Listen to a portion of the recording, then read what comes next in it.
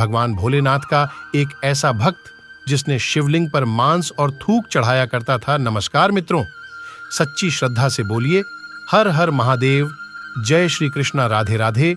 हिंदू धर्म में महादेव के एक से बढ़कर एक भक्तों का वर्णन मिलता है, किंतु उनमें से एक भक्त ऐसे भी थे जो किसी भी पूजा विधि को नहीं जानते थे। उन्होंने हर वो चीज की जो शास्त्र विरुद्ध है और जिसे पाप माना जाता है, किंतु फिर भी महादेव ने उन्हें दर्शन दिए। वे इस बात को सिद्ध करते हैं कि महादेव केवल अपने भक्त के भाव देखते हैं, पद्धति नहीं। उनका नाम था कन्नप्पा। इनके जन्म के विषय में कई कथाएं प्रचलित हैं। मूल रूप से ये एक तमिल भील परिवार में जन्मे। इनके पिता का नाम राजा नाग एवं माता का नाम उडुप्पुरा था। दक्षिण भारत, विशेष रूप से तमिलनाडु में इनकी बड़ी महत्व है। ये उन 63 तमिल संतों में से एक हैं जिन्हें नयनार कहा जाता है। इनकी पत्नी का नाम नीला बताया गया है। ये एक शिकारी थे जो शिकार कर अपना पालन पोषण करते थे। इनके जन्म के विषय में मान्यता है कि द्वापर युग में जब महादेव ने पांडुपुत्र अर्जुन की परीक्षा लेकर उन्हें पाशुपतास्त्र प्रदान किया, तब अर्जुन ने उनसे प्रार्थना की कि वे अगले जन्म में उनके महान भक्त बने। भगवान शंकर ने उन्हें ये आशीर्वाद दे दिया। कलयुग में अर्जुन ही कन्नप्पा के रूप में जन्मे और महादेव के अनन्य भक्त बने। एक बार कन्नप्पा शिकार करते करते बहुत दूर जंगल में निकल गए। वहां उन्हें एक अत्यंत ही प्राचीन और जीर्ण मंदिर दिखा। जब वे उस मंदिर के अंदर पहुंचे तो उन्हें एक दिव्य शिवलिंग के दर्शन हुए। उसके दर्शनों से ही कन्नप्पा के मन में शिव भक्ति का संचार हो गया। उन्होंने तुरंत ही उस मंदिर को साफ किया। उनके मन में उस शिवलिंग की पूजा करने का विचार आया, पर उन्हें शिव पूजा के बारे में कुछ पता नहीं था। तब उन्होंने सोचा कि महादेव को कुछ खाने और पीने को ही दे दिया जाए। ये सोचकर वे जंगल गए और एक शूवर का शिकार किया। उसे काटकर वे उसका मांस एक पत्तल में लेकर चले।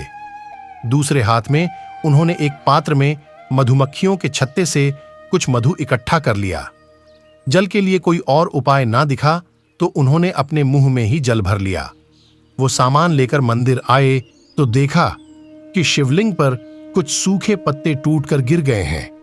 उन्होंने अपने पैर से शिवलिंग से पत्ते हटाए, मुख में रखे जल से कुल्लाकर उन्होंने महादेव का अभिषेक किया।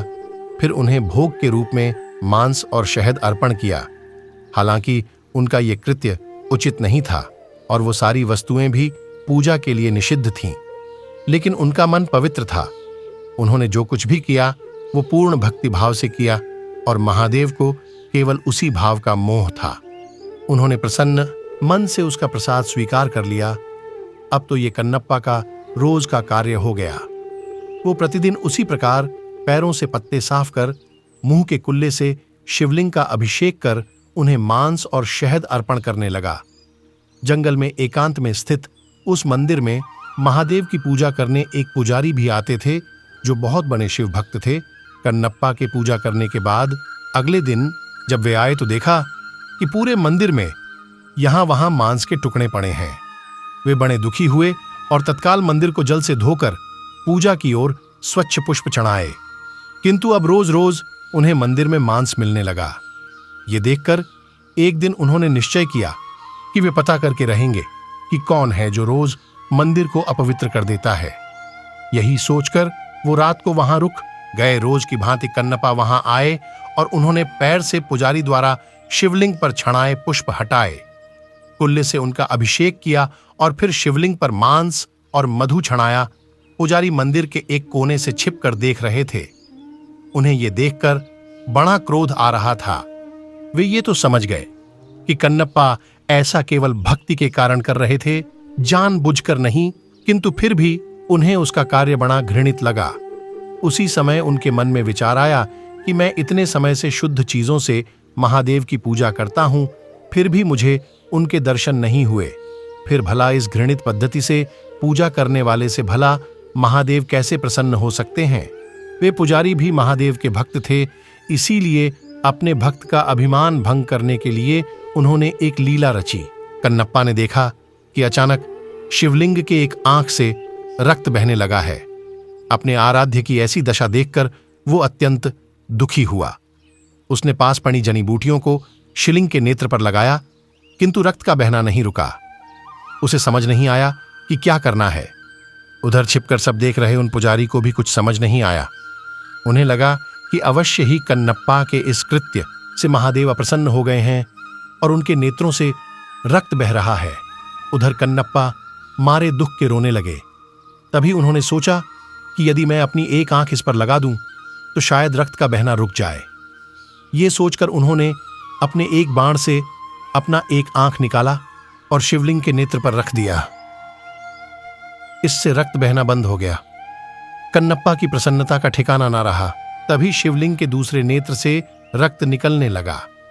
अब तो कन्नप्पा को इसका उपचार मिल चुका था, इसीलिए उसने अपने दूसरे नेत्र भी निकालने का निश्चय किया। तब उसे ध्यान आया कि दूसरा नेत्र निकालने पर तो वो कुछ देख नहीं पाएगा, फिर सही स्थान पर नेत्र कैसे लगा पाएगा।